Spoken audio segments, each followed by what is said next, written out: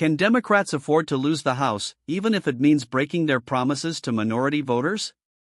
In a political landscape increasingly defined by aggressive gerrymandering, new polling suggests a startling willingness within the Democratic Party to redraw district lines in a way that could dilute the voting power of Black Americans and other minority groups, all in the name of defeating Republicans. Before we continue, if you want to stay on top of everything happening in U.S. politics, hit that subscribe button right now and leave a like. It really helps this channel grow. The context here is crucial.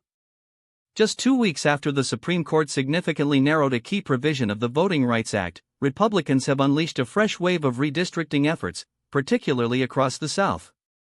Their stated aim? To dismantle majority-minority districts, which they've long argued are unconstitutional, and to secure their hold on the House of Representatives. But the Politico poll reveals something far more complex and perhaps more disturbing. Many Democrats are ready to fight fire with fire, even if it means sacrificing traditional principles that have long been bedrock for the party. In theory, Democrats have always advocated for protecting majority-minority districts, ensuring that the voices of Black voters and other communities of color are amplified.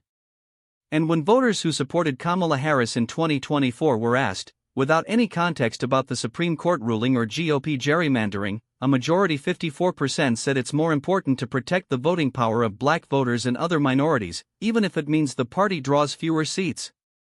That's a clear endorsement of their traditional stance. But here's where it gets complicated. When the same question is posed with the specific context of the Supreme Court's decision and Republican gerrymandering, the numbers shift dramatically. A 45% plurality of those same Harris voters now say Democrats must counter GOP efforts, even if it means reducing the number of majority-minority districts. This indicates that the perceived existential threat from Republican tactics is forcing a pragmatic, some might say ruthless, recalculation within the party. This poll results highlight how Republican aggression is directly testing the Democratic appetite for a maximalist response. And the data suggests that many are willing to embrace it to win the House. They might even be willing to set aside long-held liberal ideals like boosting the electoral power of voters of color, simply to compete on the same battlefield Republicans have created. Congresswoman Sidney Kamlager-Dove, a Black lawmaker from California, admitted as much. She stated, "Do I think you should do all of these carve-outs? No. But do I think what we've just witnessed should have happened? No. Do I think that the Supreme Court should have come down with Calais? No." But then she added a stark reality: at some point you do have to stop and say, this is madness, and all this is doing is unraveling democracy. Yet, she acknowledges that democratic conversations probably will have to involve carving up these majority-minority districts. It's existential at this point, and this is a larger battle that we're fighting for. This is a stunning admission, particularly from a Black lawmaker representing a majority Hispanic district. It suggests that defeating Republicans might, in the eyes of some, be more important than preserving the specific architecture of districts designed to protect minority representation. This isn't just a theoretical debate, it's a very real possibility. To draw House seats with the best possible margins for Democrats, especially in states like Illinois and New York, district lines might need to be altered. This could involve packing large numbers of Black voters into red-leaning areas to make those districts more competitive for Democrats, effectively sacrificing the concentrated power of those voters in their current districts. It's not a small faction making this shift. Remember those Harris voters who initially prioritized protecting majority-minority districts?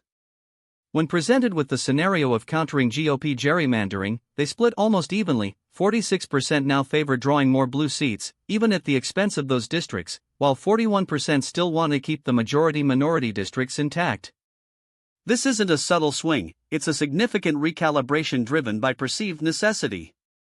This dynamic is unfolding across the nation. At least 9 states will use new maps this fall, with others still in the process of last-minute gerrymandering before the midterms. And many more are debating these changes leading up to 2028. Making mapmaking a paramount priority for both parties. The poll also offers insight into the views of people of color themselves. While margins of error are higher with smaller sample sizes, pluralities of Black, 42%, Hispanic, 45%, and Asian American, 48%, voters who identify as Democrats or voted for Harris, also say it's more important to draw more blue seats, even if it means fewer majority-minority districts. This suggests a pragmatic acceptance of the trade-off among some key Democratic constituencies. White Democrats and Harris voters, meanwhile, appear slightly less inclined to support carving up these districts, with 39% supporting it, 33% opposing, and 28% unsure. Some Democratic leaders, like John Bisogniano, president of the National Democratic Redistricting Committee, reject the notion that drawing politically beneficial maps and preserving majority-minority districts are mutually exclusive. He states, "As the person that draws the maps and stares at the data, I'm telling you that is not a binary choice." California Assemblymember Mia Bonta, a Democrat and also Black Latina, echoed this, asserting that while Democrats have historically won elections because of Black voters, any aggressive gerrymandering must ensure we do not forget and do not disregard the importance of making sure that Black voters are at the center of that. House Minority Leader Hakeem Jeffries, who is pushing for map redraws before 2028, points to California and Virginia as a model for moving forward that won't result in the dilution of Black representation.